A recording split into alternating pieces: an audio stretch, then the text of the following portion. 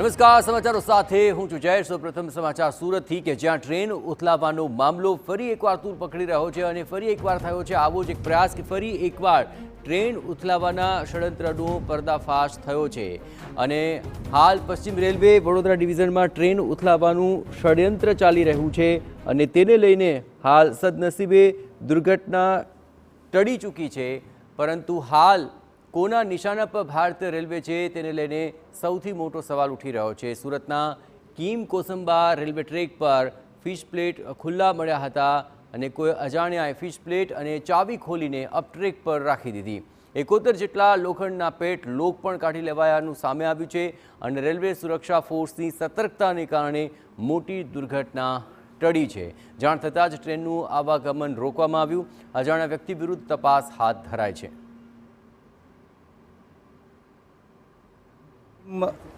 Police સ્ટેશનની હદની અંદર એક રેલવે ટ્રેક ઉપરથી ફિશ પ્લેટ જે હોય છે એ કાઢી અને બાજુના એક ટ્રેક ઉપર રાખવામાં આવેલી હતી નટ બોલ્ટ ખોલીને।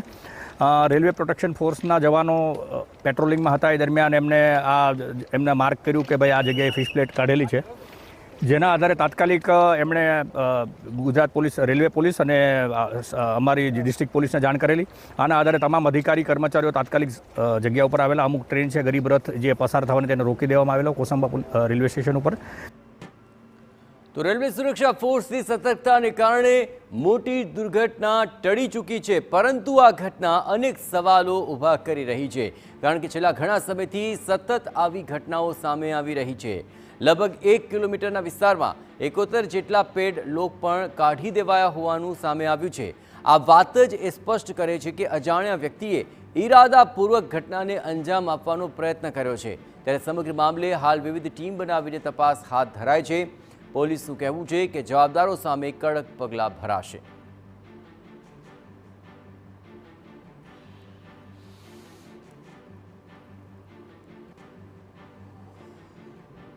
આ ખરેખર આ કૃત્ય કરવા પાછળનો મનસૂબો શું છે અને આનું કારણ શું છે એ બાબતે અને ભવિષ્યની અંદર આ પ્રકારની કોઈ દુર્ઘટના ન ઘટે અથવા કોઈ કાર્યવાહી એમના તરફથી કોઈ અસામાજિક પ્રવૃત્તિ ભાંગફોડની ન થાય એની માટેથી કાર્યવાહી કરવામાં આવશે।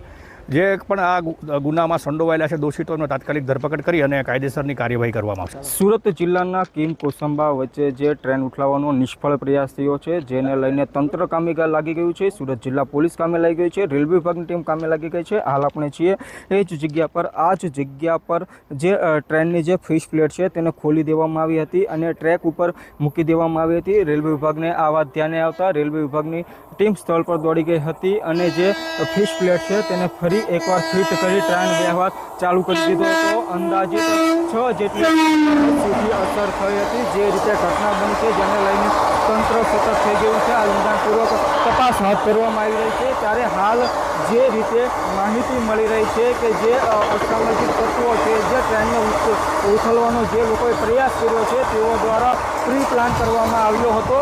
ટ્રેનના રેલવે ટ્રેક નજીક જે પેડલોક છે આ પેડલોક પણ ખોલી દેવામાં આવ્યા હતા। દૃશ્યમાં તમે જોઈ શકો છો કે આવા 1 નહીં, 2 નહીં, 3 નહીં પણ 72 જેટલા પેડલોક છે તે ખોલી દેવામાં આવ્યા હતા અને ટ્રેન ઉથલી જાય, મોટી ઘટના બને તે માટેના પ્રયાસો થયા હતા, પણ રેલવે વિભાગની સમય સૂચકતાના કારણે એક મોટી ઘટના અટકી ગઈ છે। હાલ થોડીક જ ક્ષણોમાં સુરત ગ્રામ્ય પોલીસવાળા હિતેશ ચોસઠ પણ સ્થળ મુલાકાત લે છે। હાલ ઊંડાણપૂર્વક તપાસ હાથ ધરવામાં આવી રહી છે। જે લોકલ પોલીસ છે તેઓની સાથે સાથે રેલવે વિભાગની LCB SOG પણ કામે લાગી ગઈ છે। ઊંડાણપૂર્વક તપાસ હાથ ધરવામાં આવી રહી છે। અગાઉ પણ રાજ્યમાં આ પ્રકારના કૃત્યો બની ચૂક્યા છે, જોકે હાલ અહીંયા કોઈ પણ પ્રકારની ઘટના બનતા સૌ કોઈએ રાહતનો શ્વાસ લીધો છે। મેહુલ ભોકાળવા, TV9 સુરત।